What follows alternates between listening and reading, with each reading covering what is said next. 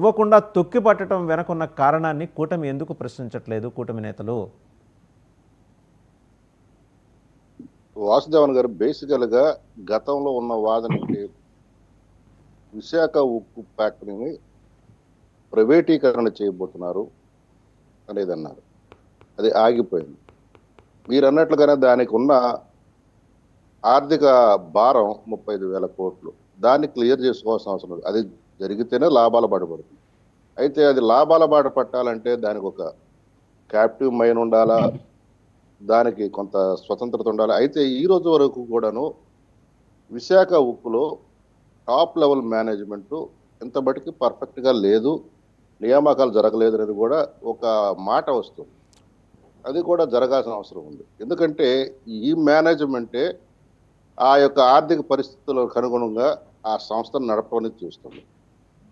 ఇది ఒక అంశం. అయితే కేంద్ర ప్రభుత్వం కానీ, మొన్న నరేంద్ర మోడీ గారు కానీ వచ్చినప్పుడు కానీ, లేదా కేంద్ర మంత్రులు కానీ విశాఖపట్నం ఉక్కు ఫ్యాక్టరీని మేము ప్రైవేటీకరించబోతున్నాము, మేము దీనిని ఇంకొక రకంగా దాన్ని వేరే సంస్థలో కలిపేయబోతున్నాము ఎక్కడా కూడా ప్రకటన చేయలేదు. పైగా ఇది ఆంధ్రప్రదేశ్ సంబంధించిన ఆత్మగౌరవము, ఈ యొక్క బలిదానాల ద్వారా వచ్చిందనే దాన్ని మేము గుర్తించాము అనే ఒక స్పష్టమైన ప్రకటన వచ్చిన తరువాత జరిగే పనులు దానికి అనుగుణంగా ఉంటాయి.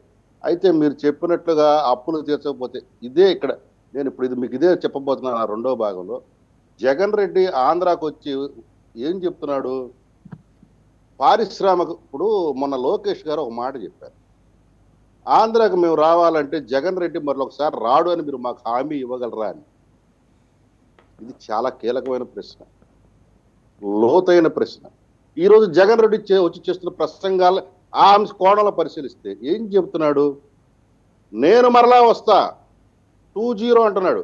అసలు అతనికి ఆల్రెడీ 2-0 స్టార్ట్ అయింది సార్. ఆ 2-0 ఏంటి తెలుసా, ముఖ్యమంత్రి కాదు ప్రతిపక్ష నేత. 14-19 మధ్య జగన్ రెడ్డి ప్రతిపక్ష నేత 1-0, 24-29 జగన్ రెడ్డి ప్రతిపక్ష నేత 2-0. కానీ దాని ఇంత మటుకి 0 ఓంకారం చుట్టల. ఆల్రెడీ 2-0లోకి వచ్చాడు. ఆయన ఏమనుకుంటున్నాడు, ముఖ్యమంత్రి పదవి 2-0 అనుకుంటున్నాడు. అది కాదు, ప్రతిపక్ష నేత 2-0 ఆల్రెడీ వచ్చేసింది. ముందు దాన్ని సక్రమంగా నిర్వర్తించమనండి. అతను ఏం చెప్తున్నాడు, మరలా నేను వస్తే 30 సంవత్సరాలు అంటున్నాడు. ఇది దేనికి సంకేతం అనేది ఇప్పుడు నేను ఈ డిబేట్ ద్వారా మీ ద్వారా కూడా ప్రశ్నిస్తున్నాను.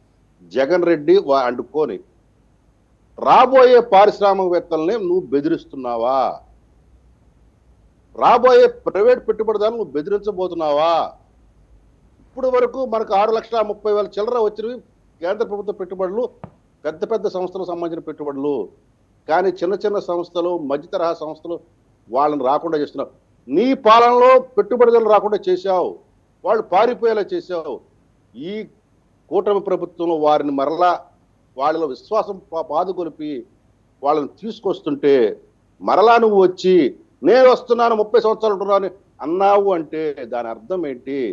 ఈ రాష్ట్రం బాగుపడుతూ నీకు ఇష్టం లేదా? తీసుకొచ్చినప్పుడు దేని మీద పెట్టుబడులు పెడుతున్నారు?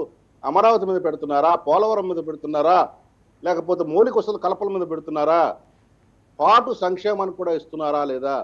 ఇవి కదా నువ్వు చూసి వాటిల్లో తప్పులు జరిగితే చెప్పాల్సింది. సార్ ఒక క్వశ్చన్ సార్, శాంతి ప్రసాద్ గారు ఒక ప్రశ్న. ఇప్పుడు లోకేష్ గారు ఇలా ఇండస్ట్రియలిస్టులు భయపడుతున్నారు అని చెప్పడం కూడా అదేం సిగ్నల్ పంపిస్తుంది? అవసరమే ఉంది. యూఆర్ మైటీ 164 దారాసింగ్లు, బ్రూస్లీలు ఉన్నారు మీ టీంలో. వాళ్ళు జగన్మోహన్ రెడ్డికి భయపడాల్సిన అవసరం ఏంటండి? ఇండస్ట్రియలిస్టులకి ఆయన లేడు, అధికారంలో లేడు. లేదు మీకు చెప్తానండి, పెట్టుబడిదారులు ఎప్పుడు కూడాను వాళ్ళ లాభాలు చూసుకోవడానికి వస్తారు, మన అభివృద్ధి కోసం కాదు, వాళ్ళ అభివృద్ధి కూడా వాళ్ళ ప్రధాన ధ్యేయంగా ఉంటుంది. అటువంటి వాడు వచ్చినప్పుడు తను పెట్టుబడి పెట్టిన ప్రాంతంలో శాంతి భద్రతలు ఉండాలని కోరుకుంటాడు. ఫస్ట్ ఆఫ్ ఆల్ మౌలిక వసతులు ఎక్సలెంట్గా ఉండాలని కోరుకుంటాడు. ప్రభుత్వం నుంచి నాకేం వస్తుందని కోరుకుంటాడు. అన్నిటికన్నా ముఖ్యం ప్రభుత్వంలో స్థిరత్వం కోరుకుంటాడు. ఎందుకంటే అది వచ్చిన ఆ పాలసీలు, ఆ హామీలు తనకి కంటిన్యూస్గా లాభాలు పొందాలనుకుంటాడు.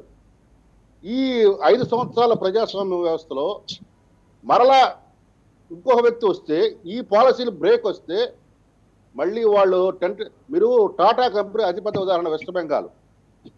అక్కడ దగ్గర 10,000 కోట్ల పెట్టుబడి పెట్టిన తర్వాత ఆ రోజు అక్కడ ఆ ప్రభుత్వం వద్దంటే మొత్తం ఎత్తుకుని వెళ్ళి మోడీ గారి ఆహ్వానం మేరకు గుజరాత్లో పెట్టుకున్నారు. అది ఎంత ఆర్థిక వ్యయ ప్రయాసాలకు వచ్చిన విషయం. పెట్టుబడిదారులు అక్కడ భయపడతారు. మాకు ఆర్థిక స్థిరత, అది అప్పీల్ ఎవరికి? కూటమి ప్రభుత్వానికే కాదు, రాష్ట్ర ప్రజలకు కూడా. కూటమి ప్రభుత్వాన్ని రాష్ట్ర ప్రజలను మెప్పించేలా పాలన చేయమని అదొక సంకేతం ఉంటుంది అందులో. కూటమి ప్రభుత్వం కూడా మీరు జాగ్రత్తగా పాలిస్తే మళ్ళీ మీకు రెండో టర్మ్ వస్తే మాకు మేమనుకున్న లక్ష్యం అంటే వాళ్ళ ఆర్థిక లాభాలతో పాటు రాష్ట్రం కూడా అభివృద్ధి చేస్తామనే సంకేతాలు ఇస్తారు. ఇక్కడ మనం చూడాల్సిన అంశం అది. దాన్ని దెబ్బ కొడుతున్నాడు జగన్ రెడ్డి. నేననేది ఏంటంటే 11 సీట్లున్న జగన్మోహన్ రెడ్డి గురించి పదే పదే భయపెట్టాల్సిన అవసరం ఏముంది మీ కూటమికి అని అడుగుతున్నాను. 5 సంవత్సరాలు అతను ఇచ్చిన పాలన, ఇంకా 39% జనాలు అతని వెనకాల ఉన్నారు. ఆ 39% మేము 20 కన్నా తక్కువ చేసిన రోజున ప్రజలకు ఆశ్వాసన ఇస్తాము, పారిశ్రామికవేత్తలకు ఆశ్వాసన ఇస్తాం. వాళ్ళు కూడా నమ్ముతారు. అది రేపు స్థానిక సంస్థల ఎన్నికలు చూపిస్తాం. రైట్, థ్యాంక్ యూ శాంతిప్రసాద్ గారు, పెద్దిరెడ్డి రవికిరణ్ గారు, శ్రీనివాస్ చౌదరి గారు, మస్తాన్ గారు అండ్ పాదయాత్ర వెంకటరెడ్డి గారు, అందరికీ ధన్యవాదాలు. సో చూసాం కదా జగన్మోహన్ రెడ్డి గడిచిన 2 రోజుల పాటు చేసిన విన్యాసాలు. ఆయన ప్రెస్ మీట్లు పెట్టి మాట్లాడటం, మొత్తం హోంవర్క్ చేసుకొని తీసుకొచ్చిన లెక్కలన్నీ ఏకరువు పెట్టడం, మళ్ళీ వస్తాను జాగ్రత్త అని బెదిరించటం, ఈ బెదిరింపుల కారణంగా ఇండస్ట్రియలిస్టులు పరారైపోతారేమోననే ఆందోళన కూటమి నేతల్లో కలగటం, ఇవన్నీ చూస్తూనే ఉన్నాం. మరి ఎక్కడికి వెళ్తాడో, ఎవరి గల్లా పట్టుకుంటాడో, కరకట్టలో చంద్రబాబు గారి నివాసానికి నేరుగా వెళ్ళి ఆయన్నే అడుగుతాడో, ఇవన్నీ జగన్మోహన్ రెడ్డి ఏం చేస్తాడో చూడాలి. ఎందుకంటే 2 ప్రెస్ మీట్లు పెట్టాడు, ఇంకొక రోజు 2 రోజులు తాడేపల్లిలో ఉండి గబుక్కన మళ్ళీ యలహంక ప్యాలెస్కి ఆయన